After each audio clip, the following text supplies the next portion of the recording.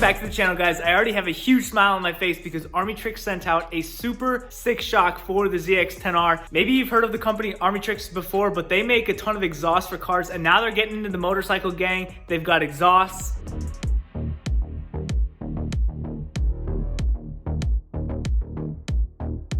They've got shocks, and this is for the ZX-10R specifically. Man, it looks so good. It's very easy to adjust right on this triangle down here. And I just love the black and green on this. From what I know, they're getting into the motorcycle gang and they got a ton of sweet products coming, so definitely check them out. Big shout out to Kevin for hooking me up with this shock. Man, I'm excited to put this on the bike. And as you saw, I got a very nice note from Kevin. As you can see, a very down-to-earth company. I personally watched ARMYTRIX back in the day when they did exhausts on Goon Squad's cars. Nothing but good things to say about ARMYTRIX. Let's put it on the bike.